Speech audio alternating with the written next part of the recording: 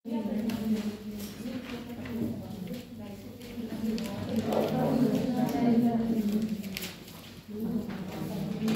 जी, start करें। कहाँ पे देखा?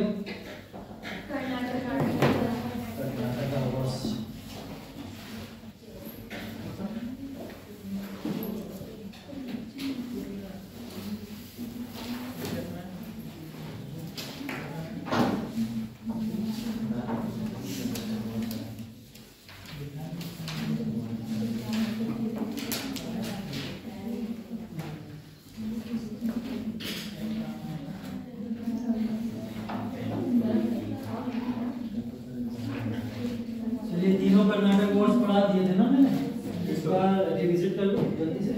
पहला वाला वो हम लोग एक लिस्ट बनाए थे पूरी, पहला वाला 46 से लेकर 48 तक, और उसके अंदर कौन सी संधि हुई थी?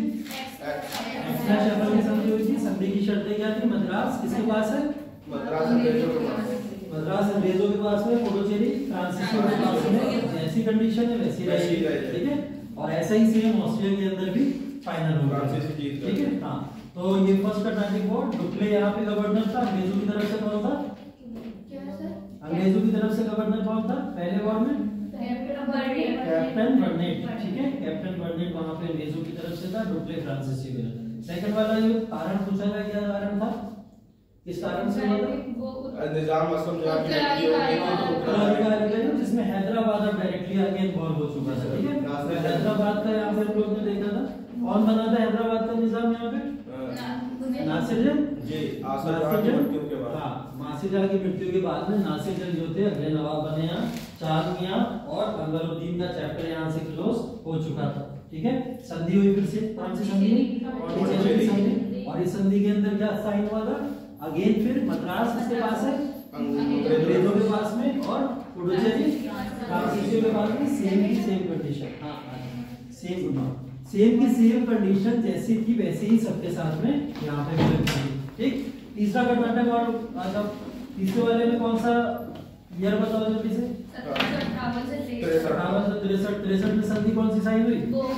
पेरिस की संधि साइन हुई। और पेरिस की संधि के अंदर क्या क्या शर्तें थी फाइनल हुई थी? एक बता दो कोई फ्रांसीसियों के साथ वाली। फ्रांस फोर्टिफाई नहीं करेगा ज्यादा, मतलब 45 का मतलब किलेबंदी नहीं करेगा, और आगे चल के किसी भी तरीके से कोई भी आर्मी की सेना को मजबूत नहीं करेगा। फ्रेंच सेना का कोई भी डेवलपमेंट नहीं होगा, मतलब फ्रांसीसी सेना का आगे चल के कोई भी सशक्तिकरण करने की कोशिश नहीं की जाएगी, ठीक है। ये संधि पे साइन हुआ था तीसरे वाले कर्नाटक वॉर में, और ये वॉर तीनों के तीनों पेरिस की संधि के साथ समाप्त हो गए। यहाँ पे दो लड़ाइयां बीच में आई थी। एक लड़ाई वॉन्डिवोश वाली आई थी। वॉन्डिवोश कब हुई थी लड़ाई? 1760 के अंदर हुई थी। और 60 वाली लड़ाई कौन जीता था? अंग्रेज जीते थे, और पूरी तरीके से फ्रांस को यहाँ पे खत्म कर दिया था, वॉश कर दिया था। एक लड़ाई और बीच में आई थी, कौन सी थी वो? 1746 में अडियार की लड़ाई, पता है नहीं? अडियार नदी के किनारे। हाँ, अडियार नदी के किनारे अडियार की भी लड़ाई आई थी 1746 के अंदर। वो अडियार की लड़ाई अनवरुद्दीन याद है आपको? जी सर। अनवरुद्दीन वर्सेस किसके बीच में हुई थी वो? अनवरुद्दीन और फ्रांसीसियों के। वो भी याद रखिएगा। 1746 में एक लड़ाई और हुई है, अडियार की लड़ाई, ठीक है। बैटल ऑफ थॉम के बाद साथ ही हुई। हाँ, वो सेंट थॉम के साथ ही में चल रहा था। पहला वाला जो वॉर है उसी के साथ में चल रहा था। हाँ, तो ये वाला जो पहला वॉर है सेंट थॉम कहते हैं, दूसरे को अंगूर कहते हैं, और तीसरे को वॉन्डिवोश कहते हैं, ठीक है। ये तीन वॉर हैं, तीन संधियां हैं, तीन के ईयर हैं, ये तीनों आपको पता होना चाहिए। एक क्वेश्चन कल मैंने आपको दिया था मेंस का, ठीक है, कि कारण बता दीजिए क्या कारण थे फ्रांसीसी जो इतनी सुप्रीम पावर थी उसके फेल होने के पीछे। सर, अपर्याप्त सैन्य कारण भी था, उनके पास वित्तीय सहायता भी नहीं मिल पा रही थी उन्हें ठीक रूप से। और जैसे कि हम देखते हैं अंग्रेजी सेना में कमांडर बहुत अच्छे थे, लेकिन इसमें देखते हैं फ्रांसीसी में केवल डुप्ले ही था जो भी था, वो उसे भी वापस बुला लिया गया। बिल्कुल, ये तीन तो बड़े कारण हैं। फ्रांस की नीति भी खराब थी, युद्ध की नीति भी खराब थी। और सर अंग्रेजों का जो भी था कि वाणिज्यिक अधिकार, उन्हें मतलब बिजनेस करने का आइडियाज जो थे उनके पास ज्यादा बेहतर थे फ्रांसीसियों से। फ्रांसीसियों से अंग्रेजों के पास ज्यादा जी वाणिज्यिक आधार जो भी था। और फिर हमने इनका जो था सेना की सशक्तिकरण भी बंद कर दी गई थी, मतलब जब पेरिस की संधि हुई थी तो फ्रांसीसियों को ये कहा गया था कि वो अपना सेना का विस्तार नहीं करेंगे, लेकिन फैक्ट्री उनकी जैसे की तैसी है वैसे ही लगी रहेंगी। बिल्कुल, बहुत बढ़िया, यही है एग्जैक्टली जो कल बहुत सारे रीजन कारण भी बताए थे, उनमें से बहुत सारे रीजन कारण देख भी लो यहाँ पे एक एक करके, अगर नहीं समझ आ रहा है तो मैं डिस्कस भी कर लूँगा। यहाँ पे ये कुछ कारण यहाँ पे लिखे हुए, पहला देख लो, अंग्रेजों की व्यापारिक एवं नौसैनिक श्रेष्ठता थी ये या नहीं थी? क्लियर है ये बात? नौसैनिक की बात अगर हम लोग करें, जो भी इतनी आर्मी लोगों ने बनाई अपनी ईस्ट इंडिया कंपनी में, ठीक है, और वो पूरी की पूरी आर्मी की श्रेष्ठता ही तीनों वॉर के अंदर सर्वोपरि दिखती है। किसकी वजह से? एक व्यक्ति है, कौन? रॉबर्ट क्लाइव, ठीक है, रॉबर्ट क्लाइव जो व्यक्ति था उसकी वजह से इसकी श्रेष्ठता लगातार दिखती है हमको। फ्रांसीसी ईस्ट इंडिया कंपनी को फ्रांसीसी सरकार से पर्याप्त समर्थन का अभाव था, कल बात कर रहे थे हम लोग, सरकारी कंपनी और एक प्राइवेट कंपनी, ठीक है, तो वो वाला एक दूसरा रीजन। तीसरा है अंग्रेजों का बंगाल में मजबूत आधार, कैसे? बंगाल, बॉम्बे, मद्रास ऐसी टेरिटरीज जो थी ये सब अंग्रेजों के पास में आ चुकी थी पहले से, तो फिर नो डाउट जिसके पास में टेरिटोरियल बाउंड्रीज ज्यादा अच्छी होंगी उसके पास में ज्यादा अधिकार क्षेत्र और इकोनॉमिक राइट्स अच्छे हो जाएंगे। तो ये तीसरा कारण आप इसके अंदर लिख सकते हो। इनके पास में एक ही बंदरगाह था फ्रांसीसियों के पास में जो पौंडीचेरी था, और इनके पास में बॉम्बे, बंगाल, मद्रास ये सारी टेरिटरीज ऑलरेडी इनके पास में आ चुकी थी, ठीक है। फ्रांसीसी जनरलों के बीच में मतभेद थे, कैसे मतभेद? अब डुप्ले भी पता है आप लोगों को, डुप्ले को रिकॉल किया गया था, वापस बुलाया गया था, और मैंने बताया 1754 में, हाँ, बस्सी और नली की भी कहानी मैंने आपको बताई थी। और बस्सी और नली का जो कॉन्सेप्ट है वो कौन सा कॉन्सेप्ट है? वो आपस में स्ट्रगल कर रहे हैं दो फ्रांसीसी गवर्नर, तो उनकी आपस में नहीं जम पा रही है, तो दूसरे से क्या उम्मीद करोगे? तो ये एक कारण है जो मतभेद थे इनके बीच में। और ये लास्ट वाला कारण देख लीजिए, यूरोपीय युद्धों में इंग्लैंड की जीत ने भारत में फ्रांसीसियों की नीति का फैसला कर दिया था, ठीक है। अब यूरोप के अंदर कुछ युद्ध चल रहे थे, जैसे ऑस्ट्रिया के सक्सेसर का युद्ध जिससे पहला कर्नाटक वॉर शुरू हुआ था, वो यूरोप में तो शुरू हुआ था। अब वहां से लड़ाई भारत तक पहुंची थी। अब वहीं की लड़ाइयों ने यहाँ पे ये सिद्ध कर दिया था कि फ्रांसीसी यूरोप में पहले से बहुत मजबूत है, और जो यूरोप में पहले से बहुत मजबूत है उसको भारत में भी मजबूती मिली जाएगी। तो अंग्रेज वहां पे मजबूत थे यूरोप में, कहने का मतलब है इसी वजह से यूरोप के अंदर वो मजबूती उनको भारत में फायदा देती है, ठीक है। तो यूरोप के युद्धों ने भी इस बात का निर्धारण कर दिया था कि भारत में सर्वोपरि कौन होगा? अंग्रेज ही होंगे, ठीक है, या इंग्लैंड होगा, ठीक। अब देखिए ये फ्रांसीसी तीनों युद्ध आप लोग को इतना पता होना चाहिए, तीनों के अगर आपको वॉर पता है, ईयर पता है, ट्रीटी संध्या पता है, और कौन कौन अपोजिशन में लीडर है, इतना पता है अगर आपको, तो ये मोर देन सफिशिएंट है क्वेश्चंस के लिए आपको, ठीक है। फिर भी मैंने बहुत सारे इधर उधर के आयाम बता दिए, अगर ये मेंस में भी ऐसा कोई क्वेश्चन आ जाता है तो आप लोग अब सॉल्व कर लेंगे, ठीक है। सर थर्ड वाले वॉर में रॉबर्ट क्लाइव के साथ कौन था? रॉबर्ट क्लाइव नहीं था, रॉबर्ट क्लाइव नहीं था, आयरकूट था, तीसरे वाले में आयरकूट था, तभी तो हम लोग गोंडीवोश वाली लड़ाई में नाम लेते हैं ना, इसमें नहीं था, ठीक है। सर फ्रेंच आर्मी की तरफ से कौन था? वो वापस, हाँ, बस्सी और लाली दो लोग थे, बस्सी और लाली, ठीक है, कमांडर थे दोनों के, दोनों गवर्नर बन गया है। तो ये फ्रांसीसियों के और अंग्रेजों के अब युद्ध होने के बाद में क्या एक बात क्लियर नहीं हो गई कि भारत के अंदर सिर्फ एक ही शक्ति है यूरोपीय, जो यहाँ पे व्यापार भी करेगी और राजनीतिक रूप से अपना प्रभाव भी रखेगी। तो हाँ, तो यूरोपीय जितने संघर्ष थे लगभग सब खत्म हो गए, जितनी भी पावर्स थी, हमने पुर्तगीज हटा दिया, डच हटा दिया, डेन्स हटा दिया, और अब फ्रांसीसी भी हटा दिया, तो ये सब तो हट गए।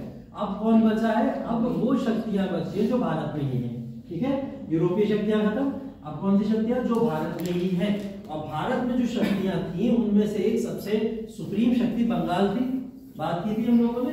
अब भारत के अंदर जो हम लोग पढ़ेंगे वो अगला टॉपिक आप लोग का है भारत के अंदर ब्रिटिश विजय। और भारत के अंदर ब्रिटिश विजय का मतलब ये है कि भारतीय जितनी भी सेनाएं हैं उनके साथ में अब अंग्रेजों के युद्ध देखने को मिलेंगे। विदेशियों से लड़ लिए, अब भारत के लोगों से लड़ रहे हैं। अब भारत में बता दो सुप्रीम शक्तियां सबसे पहले तो मुगल है, ठीक है। एक तो मुगल से लड़ना है हम लोगों को, दूसरा बंगाल से लड़ना है, तीसरा मराठा से लड़ना है, चौथा पंजाब से लड़ना है, पांचवा मैसूर से लड़ना है, और बचा कोई अवध। अवध से भी इनकी लड़ाई देखने को जरूर मिली, लेकिन अवध बहुत कोऑपरेटिव था अंग्रेजों का, ठीक है। इस वजह से ज्यादा हम लोग को डिस्प्यूट्स नहीं मिलेंगे अवध के साथ में। सिर्फ एक बक्सर को छोड़ दीजिए तो फिर सीधा 1857 के विद्रोह में ही देखने को मिलेगा, ठीक है, वरना अवध का नाम ऐसा नहीं आया। तो अब ये वो सुप्रीम बड़ी बड़ी पावर्स हैं जिनके साथ में स्ट्रगल करेंगे ब्रिटिशर्स, और इनके स्ट्रगल को अगर ये लोग जीत गए तो ये लोग भारत के अब आधिकारिक रूप से भारत के शासक बन गए, ठीक है। ये रोहिलखंड की बात करते हैं, ये रोहिलखंड अपना यही वाला रोहिलखंड? हाँ रोहिलखंड यही वाला, बरेली वाला, हाँ बरेली वाला, ठीक है। तो देखिए भारत और ब्रिटिश विजय की अगर हम लोग बात करें तो ये बात शुरू हो जाएगी बंगाल से। बंगाल से हम लोग ने कल बात की थी कि बंगाल के अंदर क्या हुआ था, 1713 में बंगाल को स्वतंत्र कराया गया था, ठीक है। और बंगाल को जब स्वतंत्र कराया गया था तो उसको स्वतंत्र कराने वाले कौन थे, मुर्शिद कुली खां, क्योंकि मुर्शिद कुली खां थे तो वो अपनी राजधानी क्या बनाएंगे, मुर्शिदाबाद। क्या बनाएंगे, मुर्शिदाबाद, उन्हीं के नाम से राजधानी बनेगी, ठीक है, मुर्शिद कुली खां। उसके बाद में अलीवर्दी खान आएंगे, अलीवर्दी खान के बाद में सिराजुद्दौला, उनके पोते हैं इसके अलीवर्दी खान, सिराजुद्दौला आएंगे वहां पे, और सिराजुद्दौला से ही सारा का सारा मैटर जो है बिगड़ जाता है, ठीक है। बिगड़ क्यों जाता है, अब देखिए होता क्या है, बंगाल की तरफ सीधा हम लोग चल रहे हैं क्योंकि इंटरनल पावर के डिस्प्यूट से सीधा सीधा तो इंटरनल पावर के डिस्प्यूट देखते हैं। तो बंगाल के साथ में जो लड़ाई है वो दो लड़ाइयां हैं, ठीक है। पहली लड़ाई है हमारी प्लासी की और दूसरी कौन सी है, बक्सर। हमको चार पावर से लड़ाइयां पड़ती हैं इसके अंदर। पहली बंगाल से पड़ती है 2 लड़ाइयां, ठीक है। दूसरी हमें मैसूर से पड़नी है 4 लड़ाइयां, ठीक है। तीसरा हमें पंजाब से पड़नी है 2 लड़ाइयां, और फिर हमें मराठा से पड़नी है 3 लड़ाइयां, ठीक है। इन 4 पावर से हमको वॉर्स पढ़ने, और ये वॉर्स खत्म होने के बाद में अंग्रेज वास्तविक शासक है भारत के, ये हो जाएगा क्लियर। साथ साथ में जो भी चीजें आएंगी पढ़ते चलेंगे। तो बंगाल पहला पकड़ लेते हैं हम लोग। बंगाल 1713 में अपने आप को स्वतंत्र कराता है, मुर्शिद कुली खां मुर्शिदाबाद राजधानी बनाते हैं। और बंगाल की जब मैं बात कर रहा हूँ तो बंगाल के अंदर बिहार भी है, बंगाल के अंदर उड़ीसा भी है, ठीक है। ये पूरा का पूरा जो आज के समय में 3 बड़े बड़े स्टेट्स हैं, ये एक स्टेट था जिसको हम सिर्फ बंगाल बोला करते थे, ठीक है। तो आप लोग सिर्फ आज ममता बनर्जी वाला बंगाल ना समझिएगा, उस समय का बंगाल क्या था, उड़ीसा भी था और बिहार भी था, ये सब बंगाल के ही पार्ट हुआ करते थे, तभी बंगाल इतना रिच कहलाता था। अब बंगाल को जब मुर्शिद कुली खां अलग ले गए तो यहाँ पे सिराजुद्दौला का जो कॉन्सेप्ट आता है वहां से कहानी शुरू करते हैं। 1756 की बात है, और 1756 के अंदर अंग्रेजों ने अपनी जगह जगह पे फैक्ट्रीज खोल रखी थी। क्या बंगाल के अंदर अंग्रेजों की फैक्ट्री थी इस समय या नहीं थी? बंगाल के अंदर थी। कहाँ पे? बंगाल में कहाँ पे थी? कलकत्ता में। कल बात की थी हम लोगों ने 1690 चौक चारनाथ, है ना। तो जॉब चारनाथ के द्वारा 1690 में बंगाल के अंदर ऑलरेडी फैक्ट्री डाली जा चुकी है और वहां पे ट्रेड चल रहा है। लेकिन 1717 के अंदर एक फरमान आया था, और वो फरमान क्या था? फरमान ये था, फर्रुख सेठ ने अलाउ कर दिया था पूरे भारत के अंदर ईस्ट इंडिया कंपनी कहीं अपना व्यापार करेगी, हम उसको एक फ्री पास देते हैं। यही तो था, ध्यान रख क्लियर है सबको। इसकी प्रॉब्लम शुरू हुई 1756 में, जब सिराजुद्दौला ने अपने हाथों में कमांड लिया था पूरी तरीके से। सिराजुद्दौला ने जब देखा कि यहाँ पे मिसयूज हो रहा है दस्तक का, दस्तक क्या है? दस्तक, दस्तक क्या है? कर है, कर है, एक कर है, ऐसा कर है कि जिससे अंग्रेजों को छूट दी जाती थी, ठीक है। दस्तक का मतलब क्या होता था? पास होता था, वैसे ही पास समझ लो जैसे पुर्तगालियों ने पास लगाया हुआ था, कार्टस वार्टस याद है सब, तो वो वाला पास अब बंगाल के अंदर लगता था। बंगाल में उन लोगों पे वो पास लगा करता था, उनको पेमेंट करके अपना व्यापार करना होता था जो अंग्रेज नहीं होते थे, ठीक है। मतलब हम भारतीय होते थे, हम भारतीय तो कर देंगे लेकिन अंग्रेज कर नहीं देंगे, ठीक है। ये एक अलग कॉन्सेप्ट था। अब इस कॉन्सेप्ट को सिराजुद्दौला ने बोला कि मैं अपने बंगाल में ये तो नहीं चलने दूंगा कि भारतीय लोग रह के यहाँ पे कर दे रहे हैं और विदेशी लोग आके यहाँ पे फ्री में व्यापार कर रहे हैं, ये तो कोई तरीका नहीं होता। तो उसने मिसयूज हो रहा था जो दस्तक का, उसको रोकने का प्रयास किया। जब उसने रोकने का प्रयास किया तो अंग्रेजों ने उसको फरमान दिखाया जाके कि हमारे पास फरमान और हमें फ्री फरमान मिला हुआ है। सिराजुद्दौला ने डिनाई कर दिया, अंग्रेज नहीं माने, बोले ठीक है वॉरफील्ड के अंदर आ जाओ। सिराजुद्दौला उनके पीछे गया भागता हुआ, और अंग्रेजों के ऊपर उस समय सिराजुद्दौला का जो पहला इम्पैक्ट पड़ता है वो बहुत पावरफुल है। वो इतना पावरफुल है कि सिराजुद्दौला 146 अंग्रेजों को पकड़ के कालकोठरी में बंद कर देता है, ठीक है। 146 अंग्रेज जो भी उसके हाथ में आते हैं, जब पीछे भागता है उनके, तो ऐसा ही रूम है एक 18x14 का, ठीक है। और उस 18x14 के रूम के अंदर 146 लोगों को बंद कर देता है। यहाँ मुश्किल से अभी 30 लोग बैठे हुए और इसी रूम के अंदर 146 लोगों को भर दो अगर आप, तो क्या सफोकेशन ये सब चीजें होंगी या नहीं होंगी? और वो भी पूरी रात के लिए बंद करके छोड़ दो, ये तो फिर भी बड़ा रूम है, वो और छोटा रूम था। 146 अंग्रेजों को उसने पनिशमेंट के तौर पे एक काल कोठरी में बंद कर दिया, जिसको आगे चल के ब्लैक होल त्रासदी के नाम से जाना गया। ये घटना थी 20 जून 1756 की, कभी 20 जून 1756। जब ये घटना हुई पूरे देश में हड़कंप मच गया। हड़कंप ऐसा मच गया कि एक व्यक्ति था वहां पे उस हॉल के अंदर बंद था, जो जिसका नाम था हॉलवेल, ठीक है। हॉलवेल वो व्यक्ति था जो उस हॉल में बंद था। और जब अगले दिन वो वापस निकले सारे के सारे लोग वहां से, जिनमें से 123 लाशें मिल चुकी थी, ठीक है, और सिर्फ 23 लोग बचे, ठीक। 123 लाशें निकली और 23 जीवित बचे। और इस घटना को इतना ग्लोरीफाई करके पूरे भारत में दिखाया गया, जैसे आज के समय में एक छोटी सी घटना को बहुत अच्छे तरीके से कवरेज करके मीडिया दिखाती है। उस समय अंग्रेजों ने इसको क्या करा, वहां पे इंग्लैंड के अंदर इसको ऐसा करके दिखाया कि आप हमें अभी परमिशन दीजिए, हमारे निहत्थे लोगों को मारा गया और सिराजुद्दौला ने मारा है, हमको चाहिए वॉर। वो बहाना ढूंढ रहे थे, हमें वॉर चाहिए, ठीक है। तो उन्होंने वॉर के लिए एक ब्लैक होल ट्रेजेडी की घटना बनाई और बना के अंग्रेजों के सामने पेश करी। जब तो अंग्रेजों ने उन्हें परमिशन दे दी कि ठीक है, तुम अब सिराजुद्दौला के ऊपर अटैक कर सकते हो, ठीक है। क्योंकि इनको भी परमिशन तो चाहिए कम से कम अपने देश से किसी वॉर को लड़ने के लिए, ऐसे तो नहीं लड़ सकते किसी दूसरे देश में। तो जब इन्होंने ये वॉर स्टार्ट किया तो इनको एक घटना बनानी पड़ी। ब्लैक होल ट्रेजेडी जो है, ये जो ब्लैक होल त्रासदी के नाम से जानते हैं, इसको लेके ऐतिहासिक प्रमाण आज भी नहीं है, ठीक है। ऐतिहासिक प्रमाण अगर आप कहो इससे कि ये सच्ची घटना है, तो इसको लेके अभी भी दो इतिहासकारों के मत बटे हुए हैं।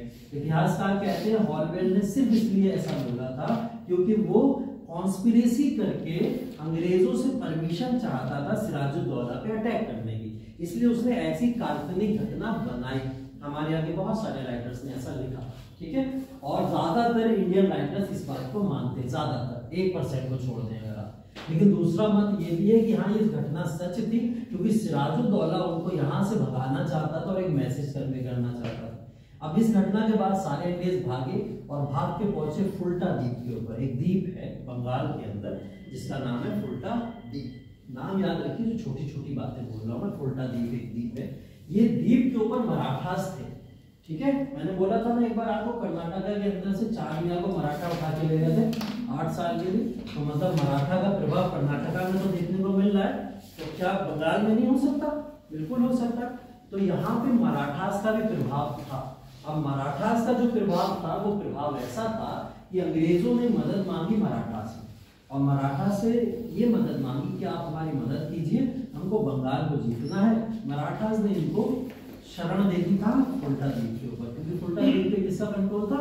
मराठा का। तो मराठा ने अंग्रेजों को शरण दे दी वहां पे। सिराजुद्दौला वहां से वापस आ गया। सिराजुद्दौला को लगा कि मैंने इनको भगा दिया यहाँ से, कभी वापस नहीं आएंगे। इसके बाद में एक संधि साइन हुई रॉबर्ट क्लाइव के बीच में और सिराजुद्दौला के बीच में। इस संधि का नाम था अलीनगर की संधि, ठीक है। 1756 में एक संधि साइन हुई, कौन सी? अलीनगर की संधि। 3 घटनाएं 1756 की बता चुका हूं मैं, बताओ कौन कौन सी?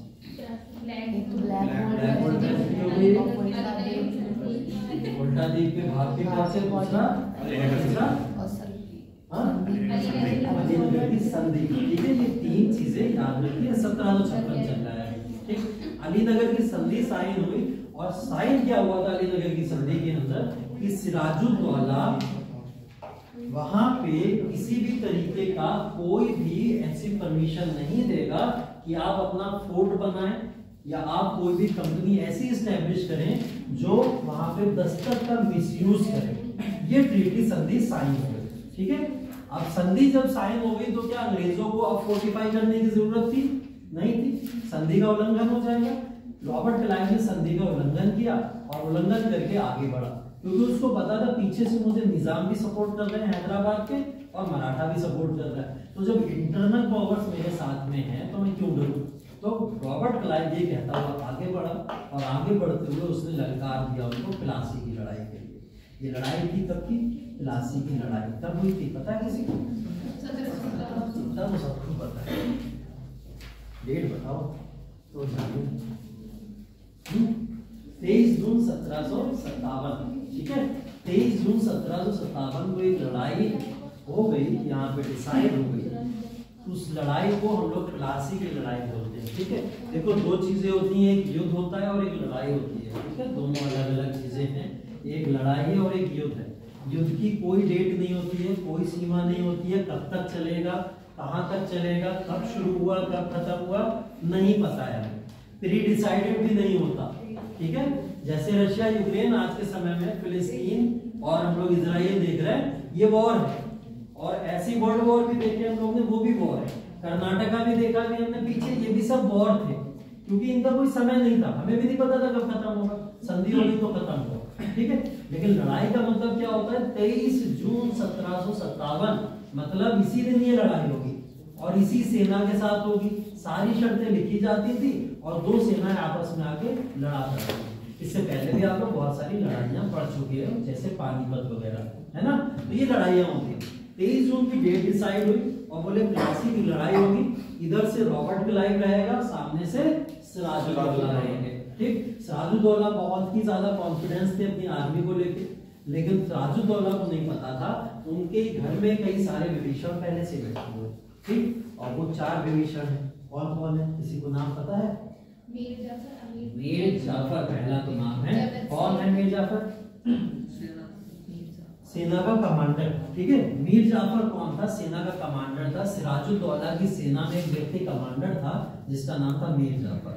रॉबर्ट क्लाइव पहुंचा मीर जाफर के पास में और उससे बोला कि मैं तुम्हें अगला नवाब बना दूंगा अगर तुमने मेरी मदद करी सिराजुद्दौला को हटवाने के लिए यहाँ से। मीर जाफर मान गया, लालच में कि मैं तो अगला नवाब बन जाऊंगा, राजा बन जाऊंगा। तो मीर जाफर जो कमांडर था वही बिक गया, ठीक है। टीम का कप्तान बिक चुका है, ठीक है। अब टीम जो है पूरी की पूरी वो मझधार में है। अब और जो बचे हुए वाइस कैप्टन वगैरह उनको भी देख लें, ठीक है। वाइस कैप्टन में कौन कौन बचा? अभी एक पर्सन है जिनका नाम है घसीटी बेगम, ठीक है, नाम ही ऐसा है तो आपको याद नहीं रहेगा ना, क्या नाम है? घसीटी बेगम। घसीटी बेगम आंट थी सिराजुद्दौला की, ठीक है।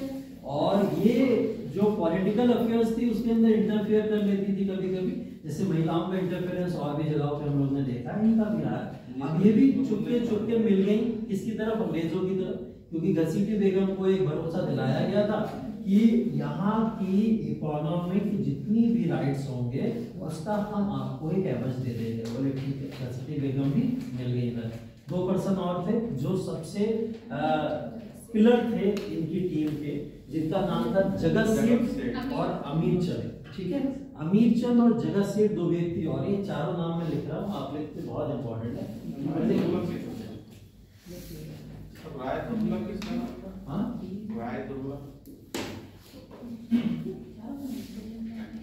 मीर जाफर, घसीटी बेगम, बस याद है तो कैसे याद है।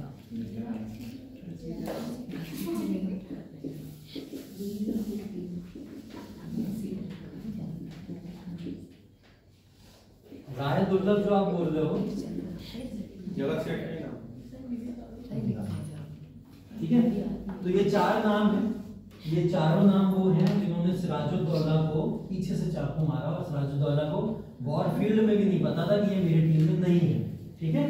तो जब सिराजुद्दौला अपनी पूरी आर्मी को लेकर निकला, तो सिराजुद्दौला जब आर्मी को लेकर निकलेगा तो वो किस पे डिपेंडेंट होगा? अपने कमांडर पे होगा, मीर जाफर पे। और कमांडर ही आपके सामने खड़ा हुआ है वॉर फील्ड में, तो फिर कैसे रिएक्ट करेगा सिराजुद्दौला? सिराजुद्दौला वॉर फील्ड से वहां भाग जाता है, ठीक है। और भाग के छुपता छुपाता जैसे तैसे अपना समय गुजारता होता है। यहाँ पे ये चारों लोग अंग्रेजों की तरफ मिल गए और इनकी वजह से प्लासी के युद्ध में सिराजुद्दौला को बहुत ही बुरी तरीके से हार का मुंह देखना पड़ता है, ठीक है। रिवॉर्ड क्या हुई? रिवॉर्ड में पहली चीज तो मीर जाफर, सबसे इंपॉर्टेंट चीज कि इनको अगला नवाब वहां का नियुक्त कर दिया जाता है, ठीक है।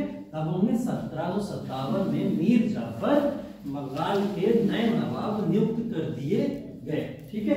मीर जाफर को जब यहाँ का नवाब बनाया गया तो ये तीनों लोगों को भी रेपुटेड पोजीशन यहाँ पे दी गई और इकोनॉमिकली भी इनको बहुत ज्यादा रिच किया गया। अब मीर जाफर को जब नवाब बनाया गया तो मीर जाफर का एक बेटा था जिसका नाम था मीर मीरान। क्या नाम था इसके बेटे का? मीर मीरान। मीर मीरान ये व्यक्ति है जिसको पता था कि सिराजुद्दौला हार मानने वालों में से नहीं, वो वापस पलट के जरूर आएगा और मीर जाफर से गद्दी छीन सकता है। तो मीर मीरान ने क्या करा? हत्या कर दी। किसकी? सिराजुद्दौला। तो सिराजुद्दौला की हत्या करने वाले अंग्रेज नहीं है, कौन है? मीर मीरान है। किसका पुत्र है? मीर जाफर का। ठीक है, मीर जाफर के पुत्र मीर मीरान ने सिराजुद्दौला की हत्या कर दी थी, जिसके बाद आप सिराजुद्दौला का चैप्टर प्लासी की लड़ाई के बाद खत्म होता देखते हैं यहाँ पे। ठीक है, तो ये प्लासी की लड़ाई समाप्त तो हो जाती है लेकिन बंगाल के मुद्दे खत्म नहीं होते हैं। ठीक है, बंगाल के मुद्दे 10 तक अभी भी है, ऐसा तो नहीं 10 तक खत्म हो गया, इसके साथ नहीं हुआ।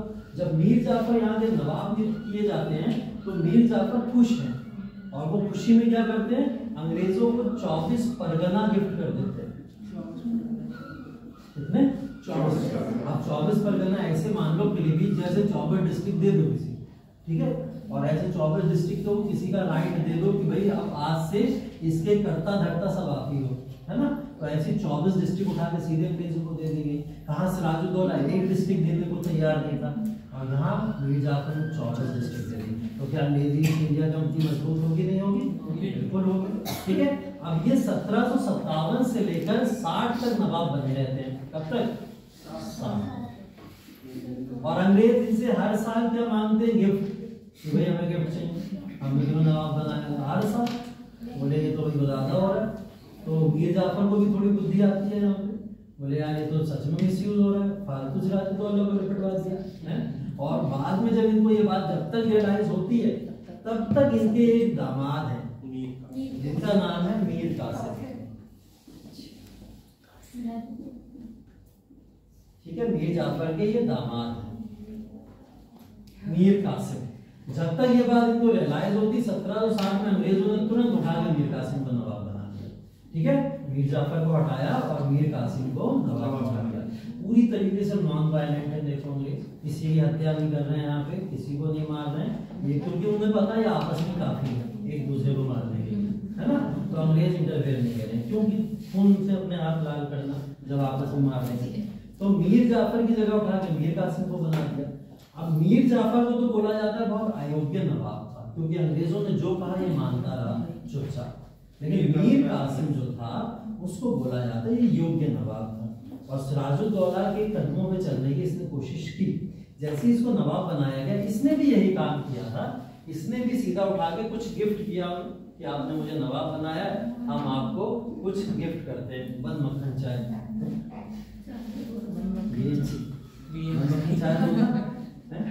ये है बर्दवान, ये है मिदनापुर, ये है चिट्टम।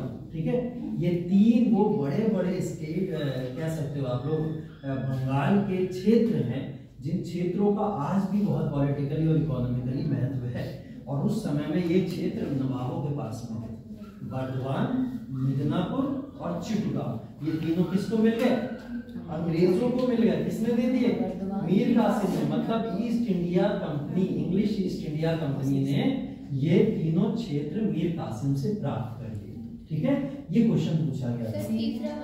चिटगांव, चिटगांव, चिटगांव, चिटगांव, चिटगांव, बर्दवान, मिदनापुर,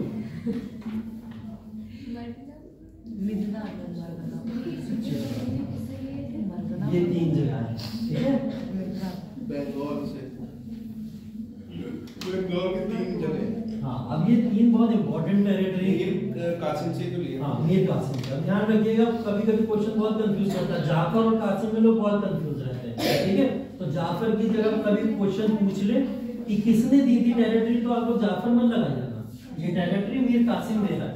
जब कासिम को बनाया गया था 1760 में, अब 1760 में कासिम को बनाया गया। कासिम ने पहली गलती तो कर दी लेकिन दूसरी गलती नहीं। ठीक है, कासिम को तुरंत रियलाइज हो गई ये बात कि भारत के अंदर बंगाल वो क्षेत्र है कि अगर ये अंग्रेजों के हाथों में गया तो ये धीरे धीरे पूरे भारत के अंदर पॉलिटिकल इम्पैक्ट अपना जमा देंगे, क्योंकि इन्होंने प्लासी जीत के दिखा चुके। 1760 में जब इनको बनाया गया तो मीर कासिम ने सबसे पहले जो बंगाल का सबसे बड़ी प्रॉब्लम थी क्या थी, दस्तक, उसको खत्म कर दिया। क्या करा इसने, दस्तक।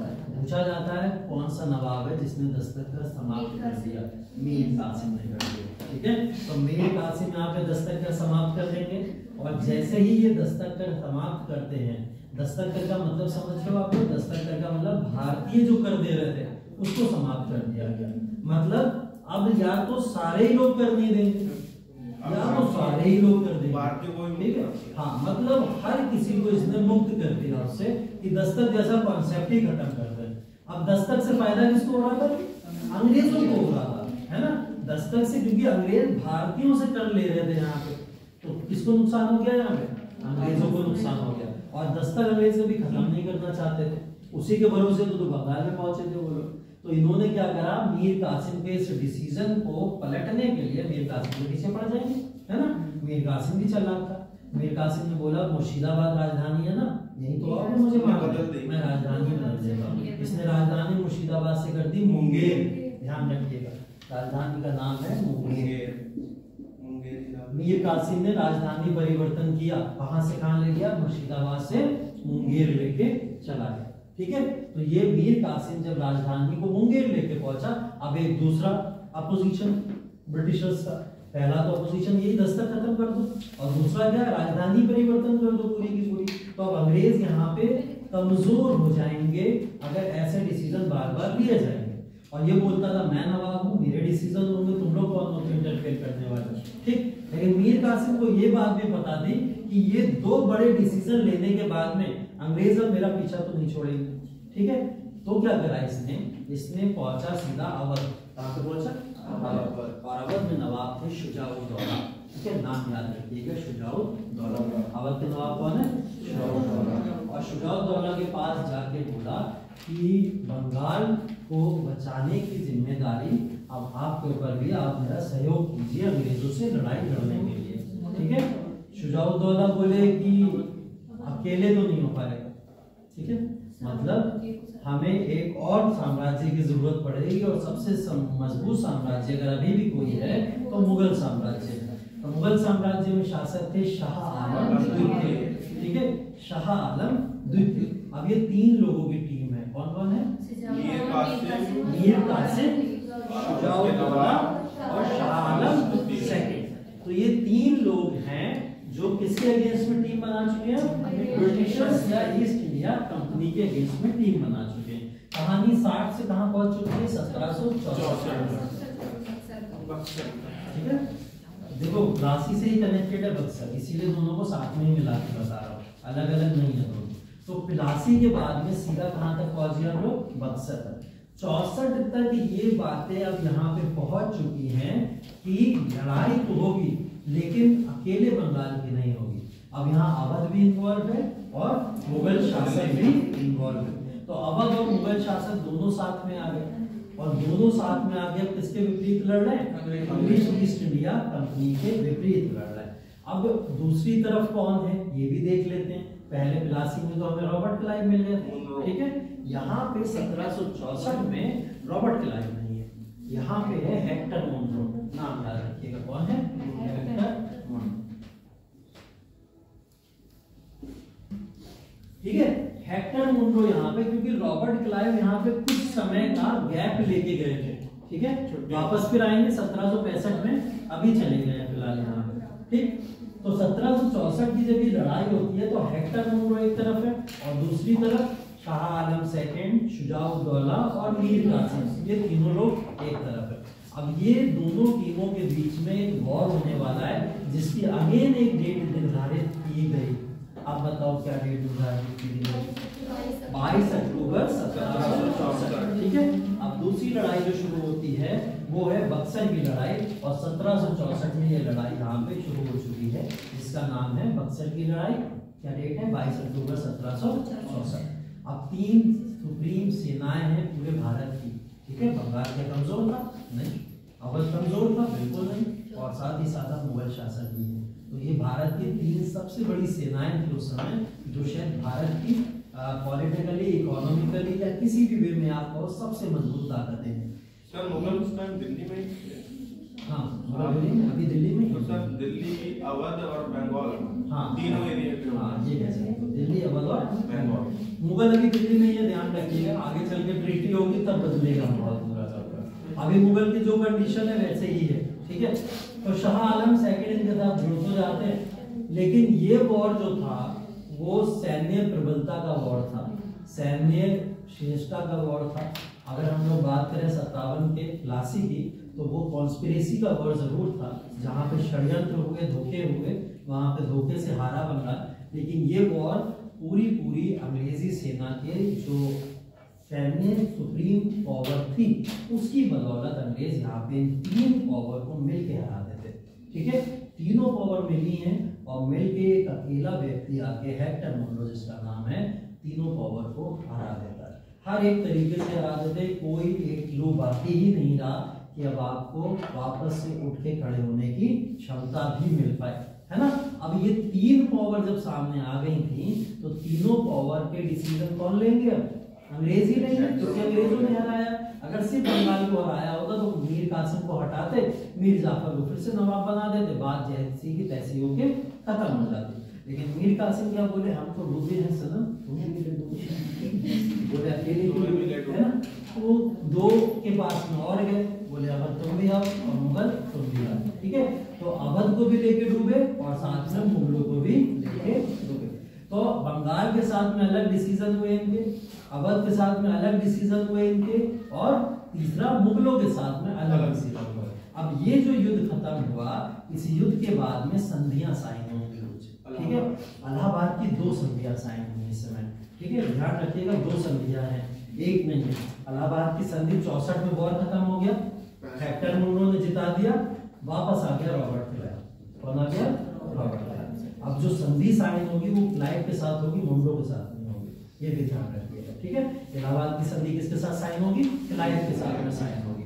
रॉबर्ट क्लाइव वापस आया और रॉबर्ट क्लाइव आके भारत के अंदर बंगाल का पहला गवर्नर बनता है, सीधा क्या बनता है? बंगाल का पहला गवर्नर। अभी तक बंगाल का गवर्नर, यहाँ गवर्नर, वहां गवर्नर, ऐसा कुछ नहीं था। अब बंगाल का गवर्नर मतलब पॉलिटिकल, राजनीतिक सत्ता जिसके पास में आ गई, बंगाल के गवर्नर के पास में आ जाएगी। मतलब बंगाल में जो मीर कासिम, मीर जाफर या जो सिराजुद्दौला में शक्तियां रखते थे, वो शक्तियां किसके पास चली गई? रॉबर्ट क्लाइव के पास में चली गई। ये थी इलाहाबाद की संधि की 2 शर्तें। पहली शर्त किसके साथ में थी? पहली तो ये थी कि अवध के नवाबों के साथ में डिसीजन लिया जाएगा कि शुजाउद्दौला को पोजीशन अब क्या देनी है, और वहां पे अवध के अंदर क्या क्या चीजें हमें लेनी है डिसीजन के फॉर्म में। दूसरी बोले मुगलों को भी तय कर लेंगे, यहाँ पे दूसरी संधि किसके साथ हुई? मुगलों के साथ में। और बंगाल को क्या कर दिया गया? बोले मीर कासिम तुम हटो, वापस से मीर जाफर आ जाओ, और मीर जाफर को वापस से वहां का नवाब नियुक्त। अब इनको कठपुतली चाहिए, गवर्नर तो बन ही चुका था वहां का, तो इन्होंने क्या करा, बोले ये ज्यादा वफादार है, 24 दिए थे, इस बार 48 दे दे, ठीक है। तो इसको इन्होंने उठा के वापस से वहां का नवाब बना दिया। तो बंगाल की जो पोजीशन थी वो पोजीशन दे दी गई, लेकिन पॉलिटिकली और इकोनॉमिक राइट्स किसके हाथों में आ गए थे? कंपनी के हाथों में आ गए थे यहाँ से, ठीक है। चलो अब चलते हैं अवध की तरफ और मुगलों की तरफ। अवध की क्या गलती थी? अवध की गलती ये थी कि तुम, हाँ, पहली संधि अवध के साथ में, इलाहाबाद की पहली संधि अवध के साथ में, इलाहाबाद की दूसरी संधि मुगलों के साथ में, ठीक है। मुगलों के साथ मतलब शाह आलम सेकंड के साथ में। बताओ यहां तक कोई दिक्कत? क्लियर है? कहीं कोई कैरेक्टर में, नाम में कहीं पे कुछ सिलेक्ट हो रहा हो, कुछ भूल रहा हो तो बता दो, फिर से रिपीट कर दूंगा, या कहीं भी कोई पॉइंट समझ ना आ रहा तो भी बता दो, कुछ भी लग रहा हो। उसके बाद सीधे इलाहाबाद की संधि पे चल जाए।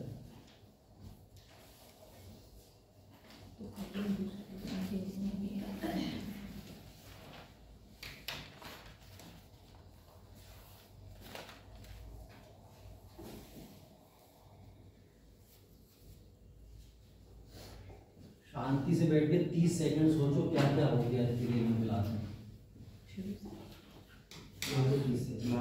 2 बड़ी लड़ाइयाँ हो गई और तुम लोग इतने शांत बैठे।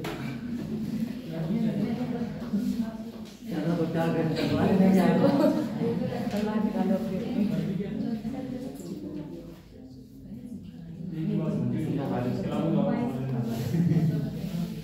हो गया हिंदी लोग काहे लड़ रहा बंगाल की तीसरी लड़ाई यही तो होगी है। मैं बीमार हुआ,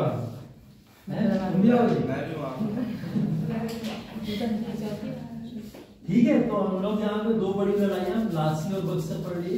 लासी और बक्सर के बाद में एक ही चीज है 1765 इलाहाबाद, और इलाहाबाद से कानून बनना शुरू होते हैं। ठीक है, कानून बनना शुरू होते हैं। यही कानून अंग्रेजों की सबसे बड़ी मजबूती थी भारत में, जिसकी वजह से वो भारत के अंदर कम से कम 200 साल तक हिले नहीं, है ना। तो ये वो कानून है जिसकी वजह से ऐसा हुआ था। और ये कहाँ से मिलेंगे? यही इलाहाबाद की संधि से देखने को मिलेंगे। तो ये बैटल ऑफ प्लासी बक्सर यही तक इम्पोर्टेंट है, और ये कैरेक्टर इम्पोर्टेंट है, इनकी डेट इम्पोर्टेंट है। पीछे के रीजन अगर आपको समझने हैं तो पीछे के रीजन समझने के लिए ये समझना काफी है आपके लिए कि कारण क्या थे इस वॉर के होने के, और इम्पैक्ट या परिणाम क्या हुआ इस वॉर को होने के पीछे। ठीक है, इतना सफिशिएंट है। इससे ज्यादा मैं आपके दिमाग में घुसाऊंगा भी नहीं, और उसकी जरूरत भी नहीं। अभी आगे क्योंकि बहुत कुछ लेना है ना, तो उसके लिए तैयार हूँ। आगे बहुत कुछ आ रहा है। तो इलाहाबाद की संधि की तरफ चलते हैं।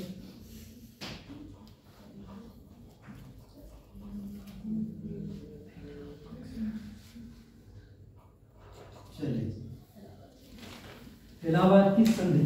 इलाहाबाद की संधि पहली बात तो अवध के जो प्रांत के शुजाउद्दौला है उनके साथ में है। ठीक है, और इसके साथ की संधि मैंने बोला अवध के नवाब को क्या करना पड़ा जब वो वॉर के अंदर आए, तो उनको पहली बात तो पेनल्टी पे करनी पड़ी। उनसे पेनल्टी मांगी गई कि आप वॉर में जबरदस्ती घुसे हैं और इससे वॉर में हमारा नुकसान हुआ। अंग्रेजों ने बोला इसके लिए आप हमें 1 करोड़ रुपए दीजिए। कितने? हाँ, क्षतिपूर्ति के लिए कितने दीजिए? 1 करोड़ रुपए। सोचो बात चल रही है 1765 की, 1 करोड़ रुपए, है ना। और आज के समय में सोच लो 1 करोड़ आज भी बड़ी बात है। तो वो उस समय 1 करोड़ रुपए से मांग रहे। शुजाउद्दौला 50 लाख तो दे देता है, ठीक है, और 50 लाख के एवज में क्या करता है, कहता है आपको जो कानून हमारे यहाँ लागू करने बताइए, सेना की रक्षा करना, सेना को पैसा देना, सेना को जो भी आपको सेना को रखना है उसका खर्चा हम उठा लेंगे। ठीक है, शुजाउद्दौला इस बात में मान जाता है, 50 लाख तो कैश दे देता है, बाकी 50 लाख के लिए क्या बोल देता है, हम आपकी सेना अपने यहाँ रख लेंगे और उसको पाल लेंगे। ठीक है, ये बोल देते हैं। चलो ठीक है, ये बात हो जाती है। तो उससे बोला जाता है ठीक है सेना ना रखो, एक काम और भी कर दो। और वो काम क्या था, वो ये था कि अवध जो क्षेत्र था ये जमींदारी के लिए बहुत पॉपुलर था। इसके लिए जमींदारी सिस्टम बहुत पॉपुलर था यहाँ पे। उन्होंने बोला आप हमारा जमींदार अपॉइंट कर लो यहाँ पे। अंग्रेजों ने बोला, वो जमींदार भारतीय ही थे, लेकिन अपॉइंट किसने करवाए, अंग्रेजों ने करवाए। क्योंकि अंग्रेजों ने शुजाउद्दौला से इसलिए अपॉइंट कराया क्योंकि सैलरी कौन देगा, शुजाउद्दौला देंगे, पैसे का खर्चा अच्छा कौन उठाए, शुजाउद्दौला उठाएंगे, लेकिन वो काम किसके लिए करेंगे, अंग्रेजों के लिए काम करेंगे। ठीक है, 2 लोग थे, एक का नाम था राजा शिताब राय और एक का नाम था रजा खान। राजा शिताब राय और रजा खान अवध के अंदर इनको नियुक्त किया गया था। हाँ, राजा शिताब राय और रजा खान। शिताब राय, रजा खान, राजा शिताब राय, रजा खान। अवध के अंदर इनको अपॉइंट कर दिया कैसा, ब्रिटिश ऑफिसर्स की तरह। मतलब अवध का नवाब इनको अपॉइंट करेगा, खर्चा सब वही उठाएगा, लेकिन ये काम किसके लिए करेंगे, ईस्ट इंडिया कंपनी के लिए काम करेंगे। इन 2 व्यक्तियों को अपॉइंट कर दिया गया। चलिए यहाँ से बात हो गई पूरी। अब ये लोग पहुंचे बंगाल, बोले ऐसा जमींदार है बंगाल में भी हमें मिल जाता तो और अच्छा रहता। तो बोले किसको अपॉइंट करा जाए, तो इन्होंने क्या करा, बंगाल की जमींदारी जो थी पूरी की पूरी उठा के दे दी बलवंत राय को। ठीक है, नाम तो सुना ही होगा, बनारस के जमींदार। हाँ, बनारस के जमींदार और बंगाल के जमींदार थे वो। ठीक है, बनारस और बंगाल के जमींदार लिख लीजिए, बलवंत राय। बलवंत राय सुना नहीं वाला। और ये पता है ये करेक्टर आते कहाँ पे थे, ये सब रियल करेक्टर होते हैं पिक्चरों के अंदर। ठीक है, बंगाल और बनारस। पहले दिलीप कुमार अमिताभ की पिक्चरों में साहूकार देखते थे, लाल बने बैठे रहते थे, वो सब ऐठते पे पैसे थे किसानों से। दिलीप कुमार किसान बन के जाते थे, मजदूरी करते थे। ये सब इतिहास था और इस इतिहास को पिक्चर और कल्पना के फॉर्म में लोगों ने दिखाया, ऐसा ऐसा होता था और कैरेक्टर भी ऐसे पॉपुलर हो जाते थे कुछ कुछ। तो ऐसे ही बलवंत राय को भी, और बलवंत राय का काम भी सच में वैसे ही था जैसा कुछ पिक्चरों में नाम के फॉर्म में दिखाया जाता है। बलवंत राय वही काम करते थे, अंग्रेजों की पूरी तरीके से गुलामी की उन्होंने और बनारस बंगाल को लूट के अंग्रेजों को दे दिया। ठीक है, इसीलिए उन्होंने उनको बैठाया भी था। ठीक है, ये क्लियर हो गया। इसके बाद में आते हैं अब शाह आलम सेकंड के ऊपर। शाह आलम सेकंड से बोला गया कि दिल्ली छोड़ दो। ठीक है, अब दिल्ली के ऊपर आप राज नहीं करोगे। राज करने का मतलब क्या है? दिल्ली जिसके पास उसके पास भारत, यही था हमारा हमेशा से। तो इन्होंने बोला दिल्ली से हटो, सीधे जाओ कारा और इलाहाबाद। ठीक है, इन्होंने उनको कारा और इलाहाबाद, कारा, ठीक है, इलाहाबाद की एक जगह है कारा, तो कारा और इलाहाबाद किसको दे दिया? मुगल शासक शाह आलम सेकंड को दे दिया। दिल्ली किसने ले लिया? अंग्रेजों ने अपने हाथों में ले लिया। शाह आलम सेकंड को दे दिया इलाहाबाद और कारा। ये लिखा तो है कारा और इलाहाबाद, कारा और इलाहाबाद।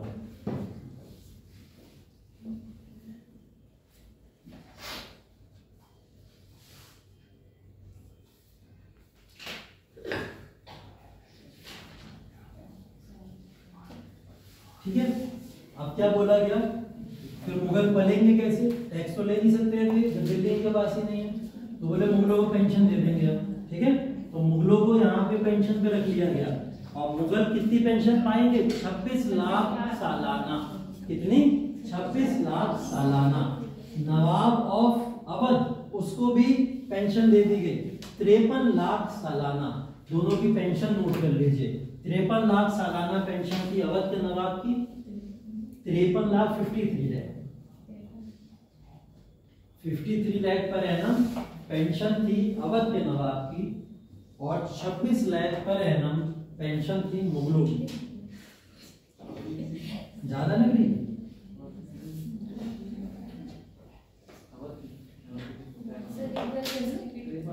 53 लाख पर एनम अवध के नवाब और 26 lakh per annum Shah Alam second.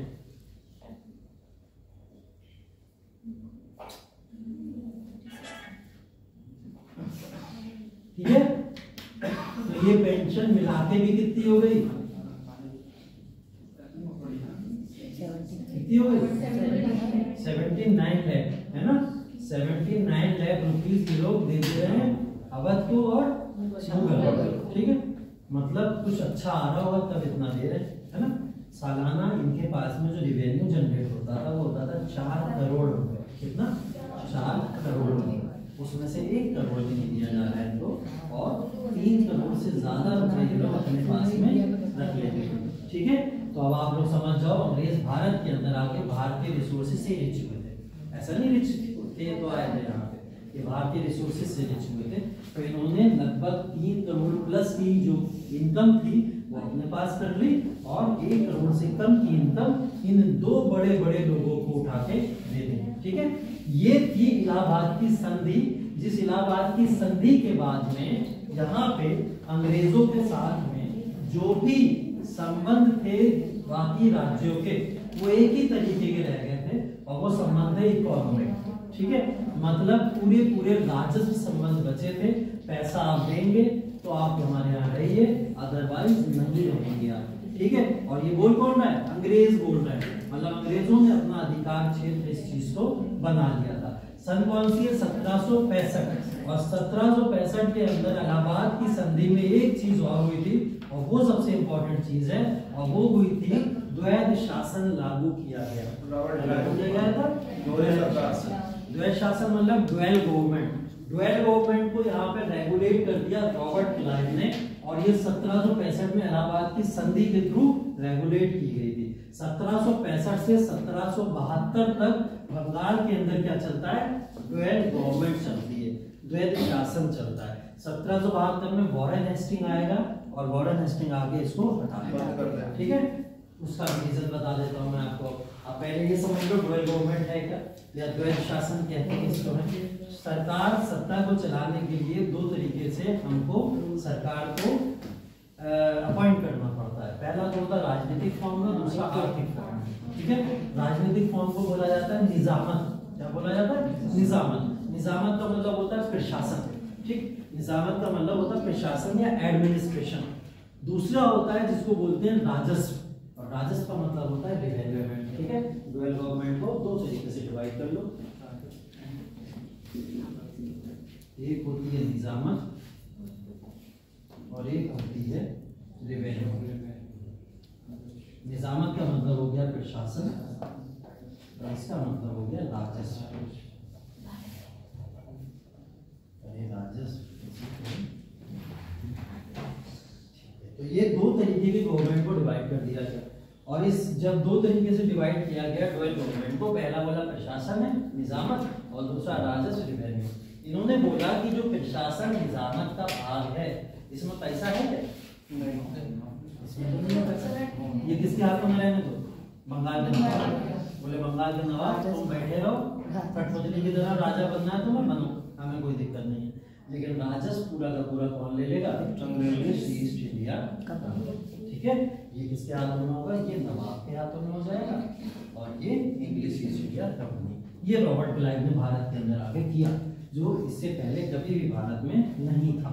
ठीक है, तो ये मैंने बोला ना जो कानूनी उन्होंने हथियार यहाँ पे उपयोग किए थे, उससे भारत में वो लंबा रुक पाए, जिसका ये पहला इंस्टेंस है, पहला एग्जाम्पल। ठीक है, अब राजस्व के पूरे अधिकार इनके पास में है, और 65 से लेकर 72 तक ये लोग इसको कंटिन्यू करेंगे। वॉरेन हेस्टिंग आया 1772 में।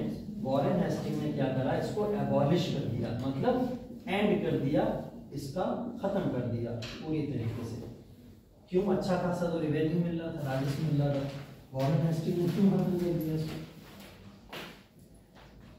क्यों किया होगा बताओ? मिल तो रहा था राजस्व, 4 करोड़ का राजस्व मिल रहा है सिर्फ और सिर्फ यहाँ से। प्रशासन तो नहीं था।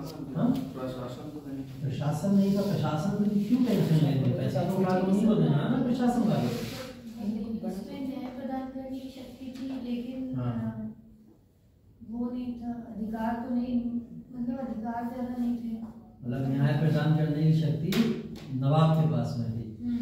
और उसकी जो आवश्यकता, तो प्रशासन में जितनी भी शक्तियां प्रशासनिक है वो तो सब रहेंगी उसके पास में।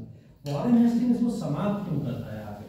वॉरेन हेस्टिंग ने क्या करा? इसको समाप्त करने के पीछे कारण था बंगाल की गवर्नरशिप, नवाबशिप सब खत्म कर दी उसने। क्या बोला? ना कोई नवाब रहेगा, ना कोई बंगाल गवर्नर रहेगा, सारी शक्तियां अंग्रेजों के पास में है। तो काहे का बंटवारा? कौन निजामत, कौन रेवेन्यू, सब जब हमें चलाना है तो हम क्यों बंटवारा करें? इसलिए उसने इसको आके एबॉलिश किया था। इसको एबॉलिश करना कोई बहुत अच्छी चीज नहीं मानी जाती है।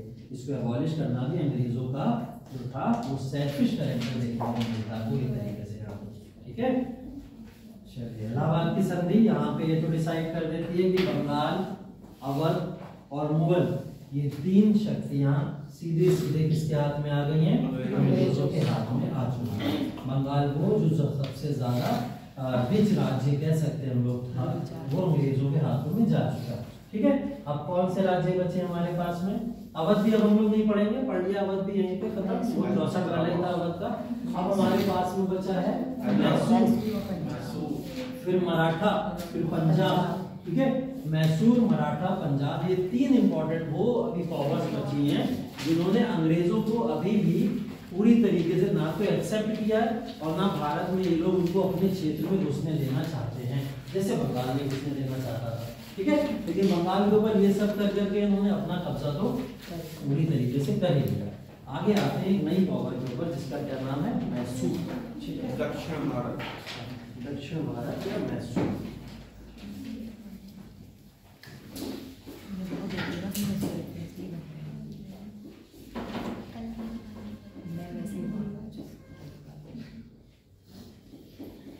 पहले 2 क्लास होंगे। ठीक है, और 2 क्लास का मतलब जैसे पढ़ रहे हैं वैसे नहीं पढ़ेंगे, थोड़ा तरीका बदलेंगे। लंबे क्लास है इस वजह से। तरीके का मतलब ये नहीं मैं अभी बोले पढ़ा रहा हूँ कल अच्छा पढ़ाऊंगा ऐसे ही मैं। हाँ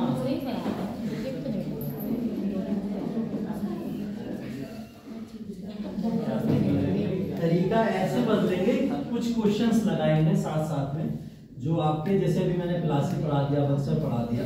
अब ये प्लासी बक्सर कहीं एग्जाम में भी तो देखो कहीं ना कहीं आए होंगे।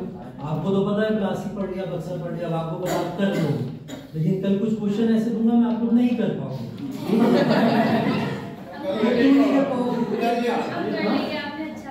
नहीं वो क्यों नहीं कर पाओगे, उसका कारण भी बताऊंगा मैं, वो भी बताऊंगा।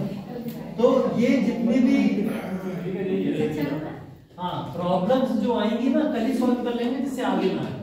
अभी एग्जाम हॉल में जब जाके बैठोगे कभी तो वो प्रॉब्लम वहां फेस करो, उससे अच्छा कल ही फेस कर लेना। तो अभी 3 क्लास जो बचेंगे हमारे, तीनों दिन डबल क्लास होगा। तीनों दिन में ये करेंगे, पहला क्लास फुल ऑन ऐसे ही पढ़ेंगे जैसे चल रहा है प्रॉपर।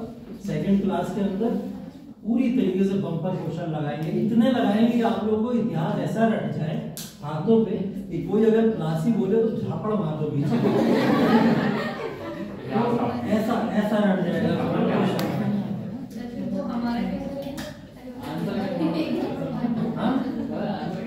हाँ मतलब वही था, झापड़ मारने का मतलब विजय होती है।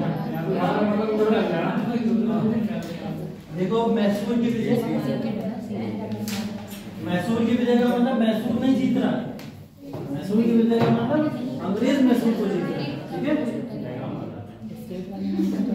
हाँ डायग्राम बना लो, डायग्राम बना लो।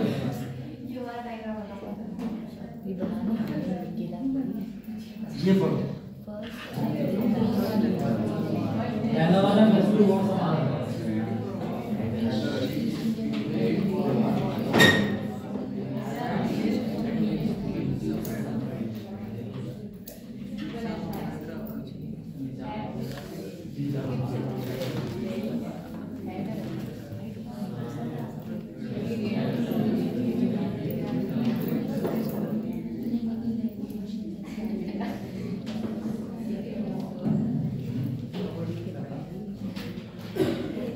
दिख रहा है कौन कौन है?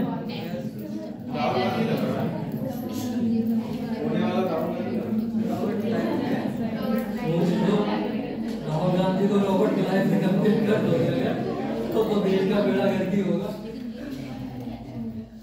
और ये बीच में बैठे हैं जो सहाल है मुझे जगजीवन नाम लग रहा है।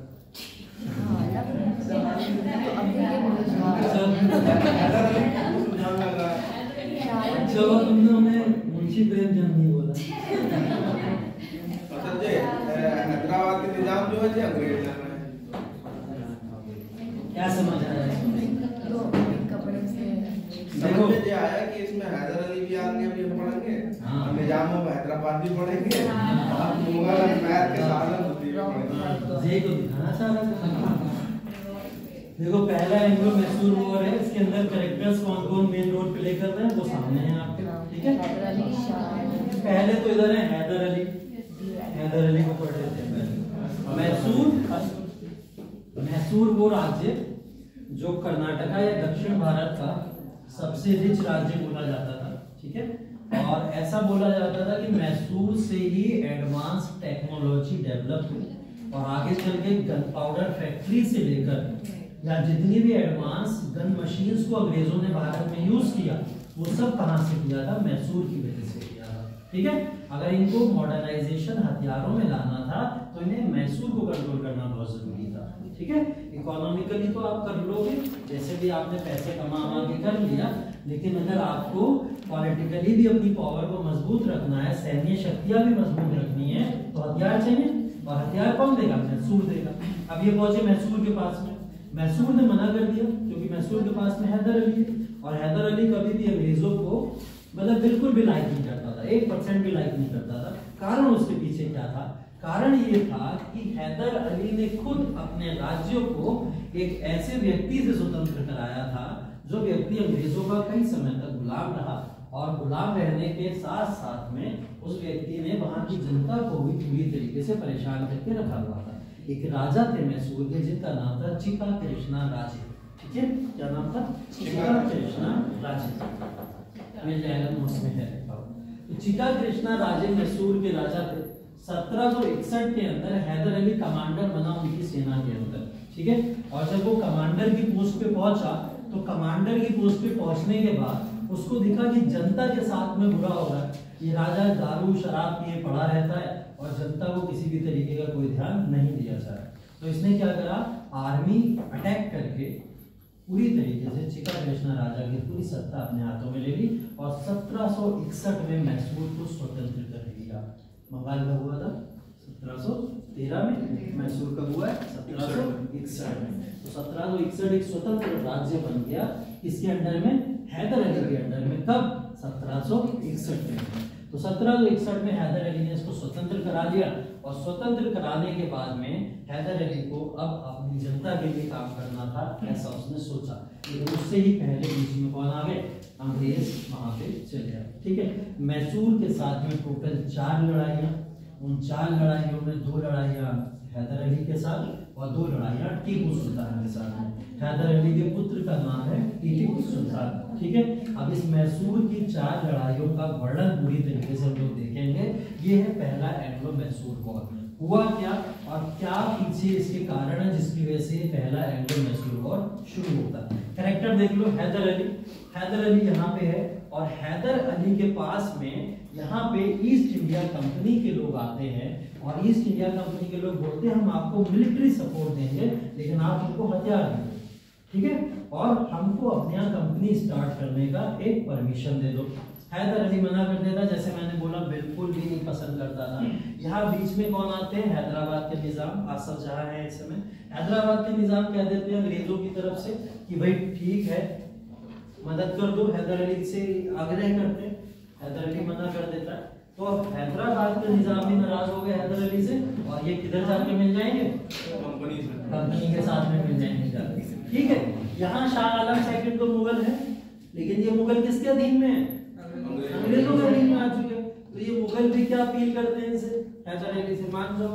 तो हैदर अली बोलता है कि मैं शाह आलम तो हूँ, ठीक है, मैं हैदर अली, मैं तो नहीं मानने वाला आपकी तरह। तो हैदर अली यहाँ पे मना कर देता है और कहता है आप सबको मानना है मानो, लेकिन वॉर के लिए तैयार हो। ठीक है, हैदर अली खुल के चैलेंज कर देता है सामने ईस्ट इंडिया कंपनी को।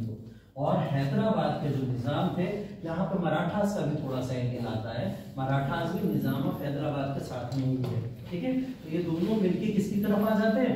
ईस्ट इंडिया कंपनी की तरफ आ जाते हैं। ठीक, अब जब ये सब एक तरफ आते हैं तो हैदर अली इस बात को सोचने पे मजबूर हो जाता है कि मेरे पास में मैन पावर कम हो गई है, मतलब हैदराबाद भी उधर है, मराठा भी उधर है, शाह आलम भी उधर है। जब ये सारी की सारी पावर एक तरफ है, मैं क्या करूंगा फिर? यहाँ पे हैदर अली अपनी कॉन्स्पिरेसी, षड्यंत्र या फिर अपनी सैनिक क्षमता को उपयोग करता है और जाता है इनके पास में। हैदराबाद के निजाम से कहता है तुमको क्या चाहिए?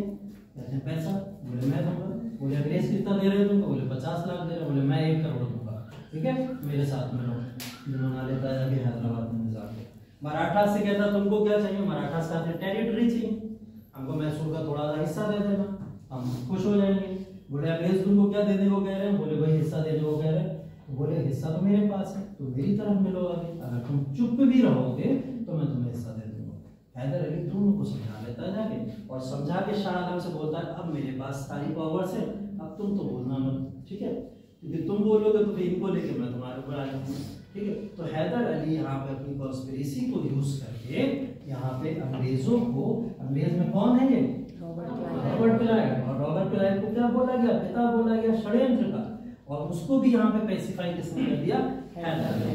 पहली लड़ाई हुई मैसूर की और मैसूर की पहली लड़ाई 1767 में शुरू होती है और कब तक चलती है? 1769 तक चलती है। ठीक है, हाँ, तो इस लड़ाई के अंदर पहली बार ऐसा हुआ कि किसी शक्ति ने अंग्रेजों को हराया। ठीक है, तो इस वॉर का रिजल्ट अगर आपसे पूछा जाए क्या हुआ, हैदर अली ने अपने दम पे यहाँ पे किसको हरा दिया? East India company. और हरा किसको रहा? ये देखो, ये व्यक्ति रॉबर्ट क्लाइव। ठीक है, तो यहाँ से मैसूर को जीत पाना कितना मुश्किल था ये अंग्रेजों को पहले वॉर से क्लियर हो गया। ठीक है, तो अंग्रेज पहले वॉर में ही इस बात को डिसाइड कर चुके थे, इस बात को पहले वॉर में ही डिसाइड कर चुके थे कि मैसूर को ओवरकम करना कितना जरूरी है। एक तो रॉबर्ट क्लाइव जैसे व्यक्ति को हरा देना, हैदर अली अगर ऐसा कार्य कर सकता है तो मतलब मैसूर के पास में सच में कुछ ना कुछ क्षमता है। लेकिन पहला वॉर खत्म जरूर हुआ, लेकिन उसमें एक संधि साइन हुई। तो तो बताएगा कौन सी संधि? मद्रास। मद्रास की संधि। चलिए नोट करिए, वैसे कल जो टेबल बनाई थी आज भी एक टेबल ऐसी बना लीजिए।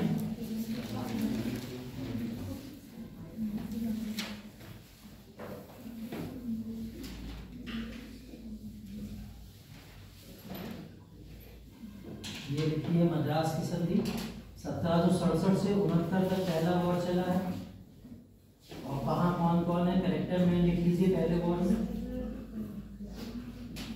पहले वॉर में मेन कैरेक्टर लिख लीजिए। ईयर 67 से 69। रिजल्ट में लिख लीजिएगा हैदर अली वॉन या हैदर अली विजयी।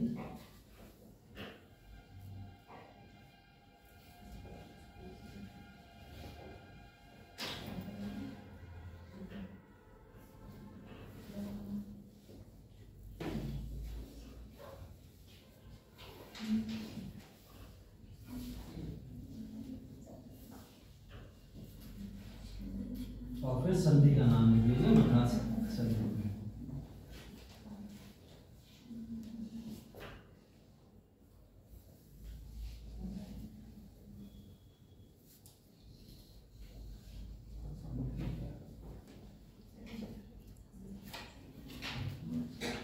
ठीक है, अब देखिए संधि जो साइन हुई थी, इस संधि के अंदर क्या हुआ? मद्रास की जो संधि साइन हुई इसको भी समझ लीजिए। मद्रास की संधि के अंदर एक बात डिसाइड हुई थी, हैदर अली ने अंग्रेजों को इस बात के लिए मना लिया था कि अगर इन फ्यूचर, क्योंकि हैदर अली को यह बात बहुत अच्छे से पता थी कि आज तो मैंने हैदराबाद के निजाम और मराठों को खरीद लिया, लेकिन कल को हो सकता है ये अगेन मेरे ऊपर अटैक कर सकते हैं। तो ईस्ट इंडिया कंपनी के साथ उसने जब मद्रास की संधि साइन करी तो एक बात उसने यहाँ पे डिसाइड पहले से करवा ली थी और बोला कि अगर इन फ्यूचर हमारे ऊपर कोई भी पावर अटैक करेगी तो मदद के लिए कौन आओगे? ठीक है, तो मद्रास की संधि में एक बात क्या साइन हुई थी कि अगर मैसूर पे कोई भी आक्रमण करता है तो यहाँ कौन आ जाएगा? अंग्रेज मदद के लिए उनके आएंगे। ठीक है, ये बात क्लियर है। इसी के साथ चलते हैं दूसरे वाले को।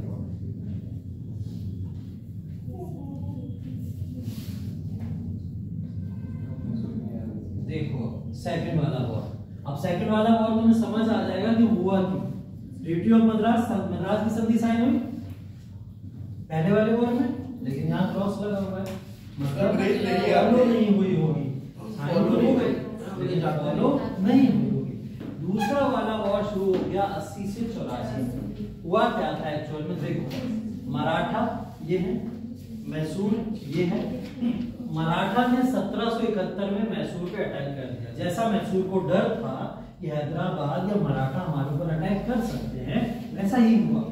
और किसने अटैक कर दिया? मराठा ने 1771 में मैसूर पे अटैक कर दिया। अब जब मैसूर पे अटैक किया तो मैसूर ने किससे बोला हेल्प के लिए? अंग्रेजों से। तुम्हारे साथ मेरी मद्रास की संधि हुई है तो तुम्हारे मेरी मदद करने के लिए आओ। अंग्रेज ने क्या करा है? डिनाई कर दिया इस चीज को कि हम आपकी मदद नहीं करेंगे, क्योंकि अंग्रेज को ये बात बहुत अच्छे से पता थी कि अगर हमने अभी मदद कर दी मैसूर की तो मैसूर फिर मजबूत हो जाएगा। अगर ये अभी मदद मांग रहा है तो मतलब मैसूर कमजोर है और इसको मरने दो जैसे मरता। तो ये 71 से लेकर 1779 तक ये सब डिस्प्यूट चलते रहे और 79 तक इन्होंने कोई मदद नहीं करी। हैदर अली ने जैसे तैसे मराठास के साथ में अपना गठबंधन किया, शांत किया सारी चीजें और दूसरे वॉर को अनाउंस कर दिया। उसने बोला कि आप लोग ने मद्रास की संधि का उल्लंघन किया है, अगर आप मद्रास की संधि फॉलो करते तो आप मेरी मदद के लिए आते, लेकिन आप नहीं आए। हैदर अली ने क्या करा? अटैक कर दिया। किसके ऊपर? अंग्रेजों के ऊपर। जो जीता है उसी में हिम्मत होगी अटैक करने की। ठीक है, अंग्रेज जीते होते पहले वॉर में तो शायद अंग्रेज दूसरे में अटैक करते, लेकिन अंग्रेज देखो 71 में मराठा अटैक किए, उसके बाद में भी 79 तक शांत रहे, क्योंकि इन्हें पता था कि हैदर अली अभी भी मजबूत है और हैदर अली से बोलना ठीक नहीं। और हैदर अली ने अगेन फिर मराठास को जैसे तैसे सेटल कर लिया, है ना, बात खत्म हो गई। लेकिन हैदर अली गुस्सा किससे है? अंग्रेजों से। बोले कि तुम लोग ने संधि करी, मतलब तुम लोग आगे सहयोग करने लायक नहीं हो, ना भरोसा करने लायक हो। तो सीधा अटैक इसने क्या कर दिया? अंग्रेजों पर। और ये वॉर चला 80 से 84 तक। अनफॉर्चुनेटली 80 से 82 तक हैदर अली इस वॉर में लड़ता है और 82 में हैदर अली की मृत्यु हो जाती है। ठीक है, इस वॉर के बीच में ही हैदर अली की मृत्यु भी हो जाती है। कब? 1782 में। और मृत्यु कैसे होती है? उसको एक स्किन डिजीज था, ठीक है, जिसको कैंसर सेल्स के नाम से आज के समय में साइंस ने माना है, तो उसको वो डिजीज थी जिसकी वजह से उसकी डेथ हो जाती है। मतलब किसी ने उसकी हत्या नहीं करी थी, सेल्फ वो अपनी डेथ से मरा। 1782। अब 1782 में हैदर अली मरा, अंग्रेजों के अंदर उत्साह, ठीक है, और सब इस बात को पूरी तरीके से सेलिब्रेट कर रहे थे पूरी भारत के अंदर कि हैदर अली तो मर गया, मतलब मैसूर हमारा, ठीक। लेकिन एक व्यक्ति बैठा हुआ है वहां पे जिसका नाम है टीपू सुल्तान, ठीक है। जैसे ही हैदर अली मरा, टीपू सुल्तान ने न इधर देखा न उधर देखा, सीधे उठाई तोप और तोप उठा के दाग दिए अंग्रेजों के ऊपर। और अंग्रेज जो भागे हैं फिर वहां से, उनको पता ही नहीं था तोप भी चल सकती है ना। तोप ऐसी चीज थी जिसको अभी तक पूरी दुनिया में किसी ने यूज नहीं किया, ठीक है। तोप वो चीज थी जिसको युद्ध में अभी तक किसी भी पूरी दुनिया में यूज नहीं किया था। पहली बार तोप का मतलब यहाँ पे रॉकेट के थ्रू यूज किया गया था इसको, ठीक है। रॉकेट का पहली बार प्रयोग भारत के अंदर ही हुआ है, टीपू सुल्तान ने किया है, और दुनिया में पहली बार टीपू सुल्तान के द्वारा ही रॉकेट यूज किया गया था। अब कोई व्यक्ति जो तोप या फिर गन पाउडर ऐसी चीजों से लड़ना जानता हो, उसके ऊपर एकदम रॉकेट दाग दिया जाए जब, तो वो क्या सोचे समझेगा, है ना। ये कुछ वैसा ही नहीं हो गया जैसे इब्राहिम लोधी के ऊपर अटैक जब बाबर ने आके किया तो गन पाउडर फैक्ट्री को यूज कर लिया। उस समय कोई नहीं जानता था गन पाउडर फैक्ट्री, तो वो एडवांस टेक्नोलॉजी यूज कर ले गया। जैसे ही टीपू सुल्तान ने यहाँ पे रॉकेट दागा, उसके बाद में अंग्रेज यहाँ से भागे, और भागने के बाद क्योंकि उन्हें लगा था मैसूर तो जीत गया, अब कौन क्या कर लेगा हमारा। लेकिन टीपू सुल्तान ने जब रॉकेट दागा तो सब भागे यहाँ पे, और 1784 में इन्होंने इसके सामने आके नतमस्तक कर दिया। बोले भाई संधि कर लो शांति से, हम आपसे कोई लड़ाई नहीं चाहते। फिर संधि एक साइन हुई। कौन सी संधि साइन हुई? मैंगलोर की संधि। मैंगलोर 1784 में एक संधि साइन हुई, मैंगलोर की संधि।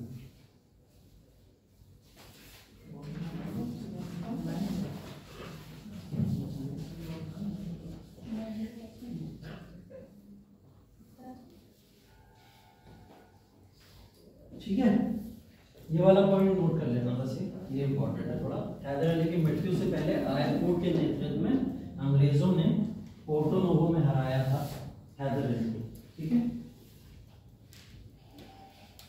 ये कहीं पे भी वन लाइन इफेक्ट तो कॉमन पूछ सकता है। दूसरा वॉर कौन सी संधि से समाप्त हो गया? मैंगलोर की संधि। और इसको हम लोग क्या कह सकते हैं? अनिर्णायक। कोई नहीं जीता। हाँ, मतलब कोई नहीं जीता, सिर्फ संधि साइन हो गई, ना इसके अंदर कोई सर्वोपरि हुआ। बस टीपू सुल्तान के द्वारा रॉकेट का यूज किया गया था, जिसकी वजह से यहाँ पे अंग्रेज शांत होकर पीछे हटे, ठीक है। तो आप कह सकते हो यहाँ पे संधि के साथ में ये शांत हो गया, ठीक है। चलो दूसरा वाला मैंगलोर खत्म, मैंगलोर के साथ।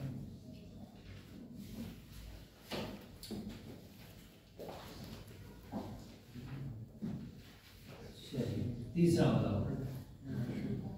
वाला वॉर अब देख लो, करेक्टर कौन कौन दिख रहे हैं आपको? सबसे आगे निजाम है, बीच को सबसे आगे निजाम है, बीच में मराठा है, फिर इधर ब्रिटिश निजाम एंड मराठा, ठीक है।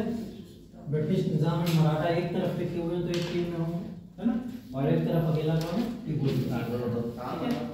चलो अब अंग्रेज मैंगलोर की संधि का अगेन फिर उल्लंघन करते हैं, और उल्लंघन करके इस बार खुद अटैक करते हैं, क्योंकि उन्हें पता है हैदर अली जैसा टीपू सुल्तान तो शायद नहीं हो, हालांकि वो रॉकेट सब यूज कर चुका था। लेकिन ये आप समझ क्यों रहे हैं ऐसा? क्योंकि मैंगलोर की संधि में इन्होंने इनके साथ में एक एग्रीमेंट किया, और उस एग्रीमेंट के अंदर पता क्या था? उसने बोला लड़ाइयाँ होंगी आगे जो भी होगा, जैसी भी चीजें होंगी, लेकिन रॉकेट यूज मत करना। क्या बोला? रॉकेट यूज मत करना। बस रॉकेट यूज नहीं करोगे, मतलब हथियार बराबर तो होने चाहिए, जो तुम्हारे पास होंगे वो हमारे पास होंगे। अब ये टीपू सुल्तान के पास रॉकेट आ कहाँ से गए? भारत में कहाँ से आ गए?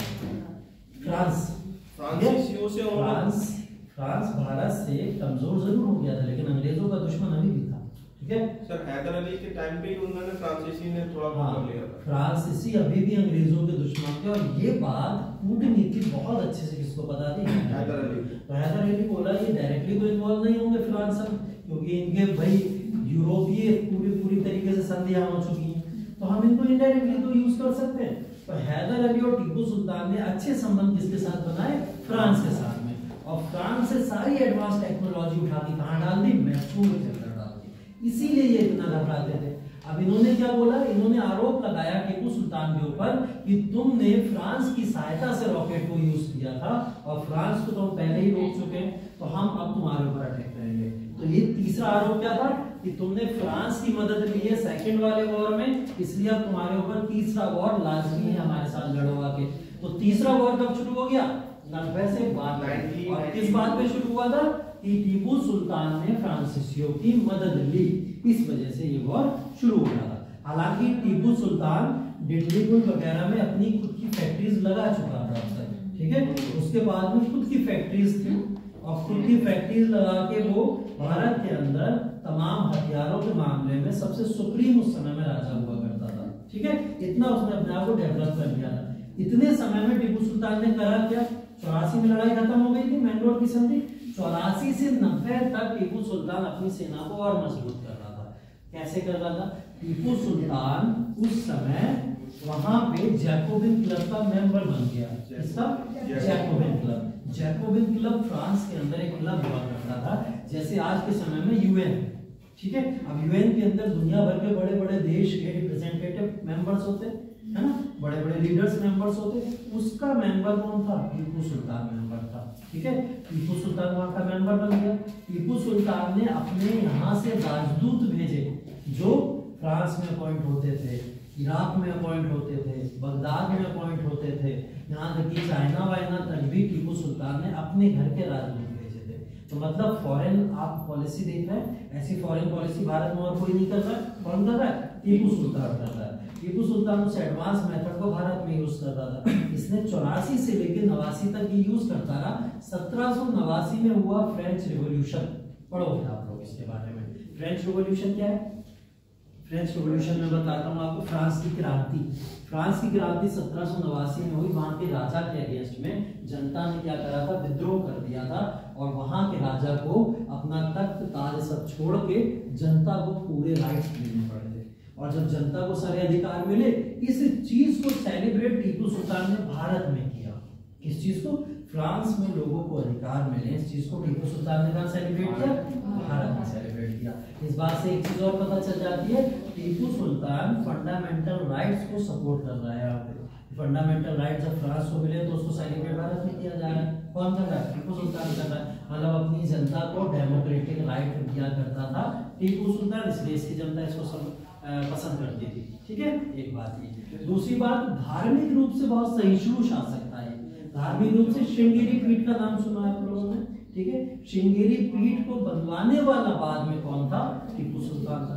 टीपू सुल्तान ने श्रृंगेरी पीठ को फिर से रीऑर्गेनाइज करवाया था, वहां पे धाम बनवाया पूरा, ठीक है। तो इससे ये भी पता चलता है कि वो दूसरे धर्मों के प्रति भी सहिष्णु शासक था। इस वजह से वहां की जनता उसको बहुत पसंद किया करती थी और यही बात अंग्रेजों से नहीं देखी जा रही थी। अब यही सब चीजें जब हुई, जब उसने फ्रांस की क्रांति को भारत के अंदर सेलिब्रेट किया, तो इसको आरोप लगाते हुए अंग्रेजों ने इनके ऊपर वॉर थोप दिया, ठीक है।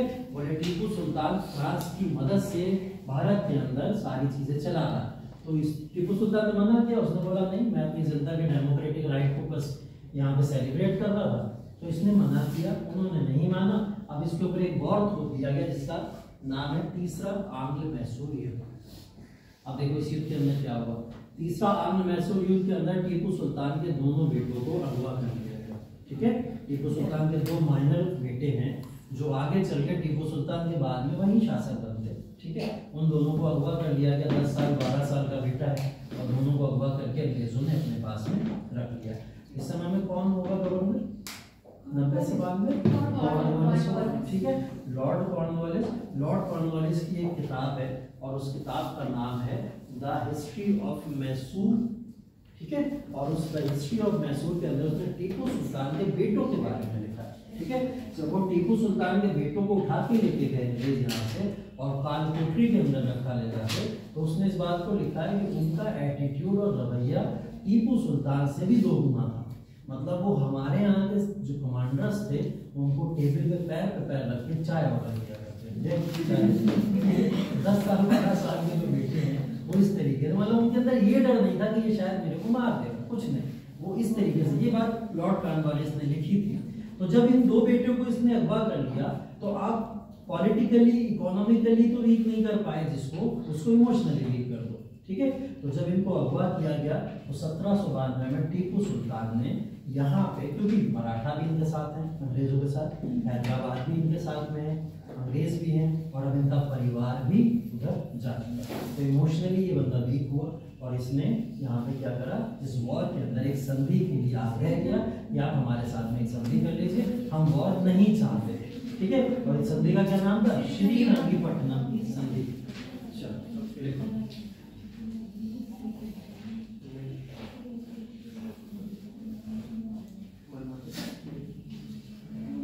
1792 में संधि साइन हो गई। ये शेष नहीं होता, ये ऐसे होगा,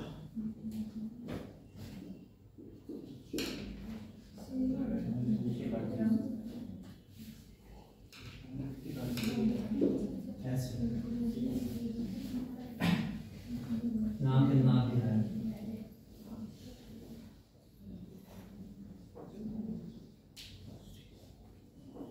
श्रीरंगपट्टनम की संधि 1792 में शांत हो गया ये वाला युद्ध, ठीक है।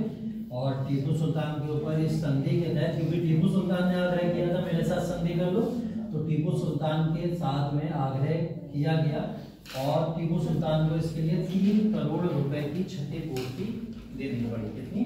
3 करोड़ रुपए की क्षतिपूर्ति युद्ध के फॉर्म में देनी पड़ी थी, ठीक है। और जब तक वो पैसे नहीं दे देगा तब तक दोनों बेटे उसके बंधक के रूप में अंग्रेजों के पास में ही रहेंगे, ठीक है। अब इस वॉर के बाद में बोला गया, एक स्टेटमेंट लिखा हुआ है नीचे, इस युद्ध के बाद मैसूर की शक्ति कम हो गई पर समाप्त नहीं हुई, ठीक है। कम जरूर हो गई, समाप्त नहीं हुई।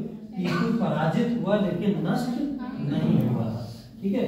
इसी का अगला रिजल्ट था चौथा वाला वॉर। 3 वॉर तो यहाँ तक खत्म हो गए, चौथा वाला वॉर अब आ जाता है 1799। चलते हैं यहाँ पे, ठीक है।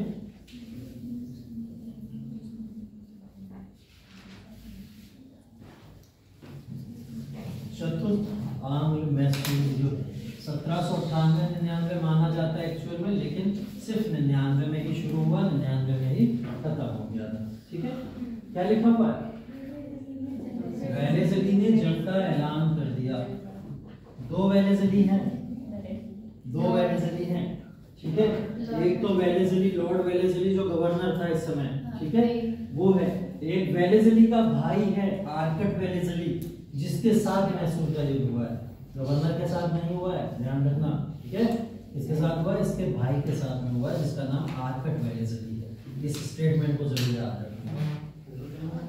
जैसे जलियांवाला बाग पढ़ोगे ना, तो जनरल डायर और जनरल ओ डायर 2 पढ़ते हो ना, तो दोनों डायर पढ़ते हो ना, तो गोली चलाने वाला भी डायर ही है और चलवाने वाला भी डायर ही है, तो दोनों का नाम इस समय क्लियर करूंगा मैं आपको। वैसे वेलेस्ली नहीं, दोनों भाई थे आपस में,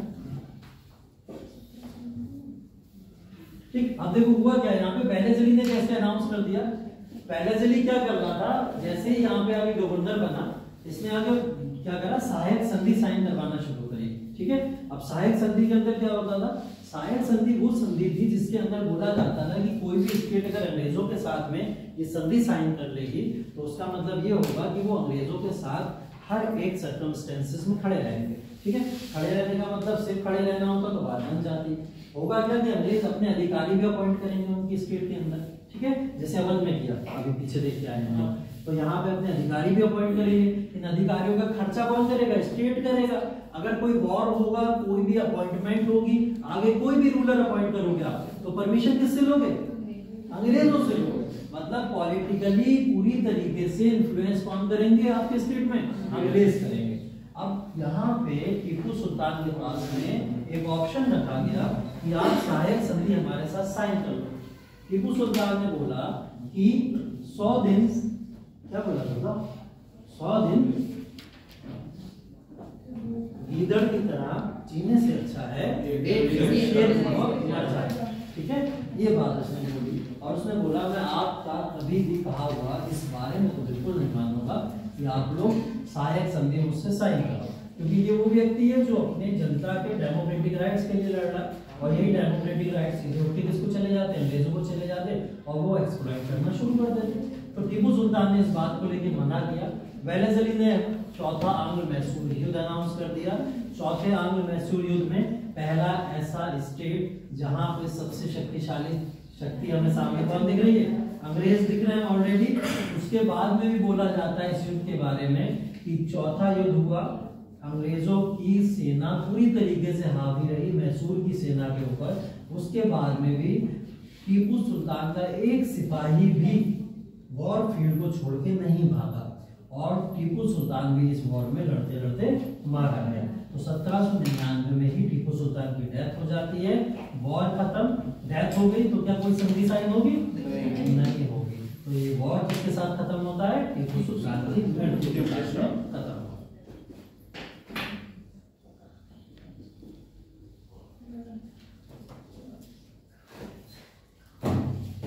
ठीक है, देखिए अब एक चीज ये है कि जो हम लोग मैसूर वॉर को पढ़े, इस वॉर के अंदर अभी तक हम लोग ने इतने वॉर देखे। वॉर के अंदर हैदर अली एक व्यक्ति है जो शायद अंग्रेजों को हरा पाया, ठीक है।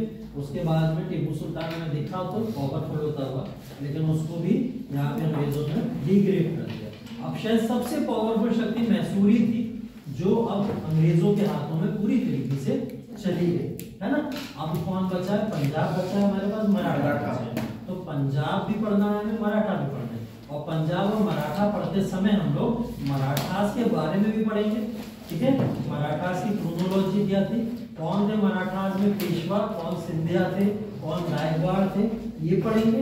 उसके बाद में हम लोग मिस्र भी पढ़ेंगे, सिख संप्रदाय है जो पूरा का पूरा, उस सिख संप्रदाय को भी पढ़ेंगे। तो कल हम लोग के ये वॉर शुरू हो जाएंगे, एंग्लो पंजाब वाले और एंग्लो मराठा वाले। तो उसी समय हम लोग मराठा भी पढ़ लेंगे और पंजाब भी पढ़ लेंगे, ठीक है।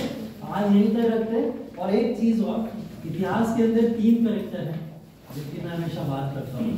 गांधी जी को मैं अलग रखा हूँ क्योंकि वो तो दर्जा ही अलग है, ठीक है। आप उस व्यक्ति को किसी से कंपेयर ही नहीं कर सकते। वो है 3 कैरेक्टर ऐसे इतिहास के अंदर हैं, कभी मौका मिले आप लोग को पढ़िएगा जरूर। रानी लक्ष्मीबाई, ठीक है। महारानी लक्ष्मीबाई का कैरेक्टर जब आप लोग पढ़ोगे तो आपके इस फील्ड में जो काम कर रहा हूँ ना अभी भी जो पढ़ रहा यहाँ भी काम आएगा वो, क्योंकि स्पिरिट होती है ना कि फाइट करना है, डेली फाइट करना है खुद से, और डेली फाइट करना है अपने आप से, अपनी आत्मा से, तब जाके एग्जाम निकलता है ना। तो ये फाइटिंग स्पिरिट्स कुछ लोग हैं जो आपको देते हैं इतिहास के अंदर, कुछ कैरेक्टर्स हैं, जिसके अंदर एक सबसे बड़ा नाम कौन है? महारानी लक्ष्मीबाई। दूसरा नाम है भगत सिंह, ठीक है। भगत सिंह के कैरेक्टर को जब आप पढ़ोगे तो वो एक ऊर्जा लाता है आपके अंदर कि कैसे फाइट करना है। और तीसरा नाम है कि टीपू सुल्तान, ठीक है।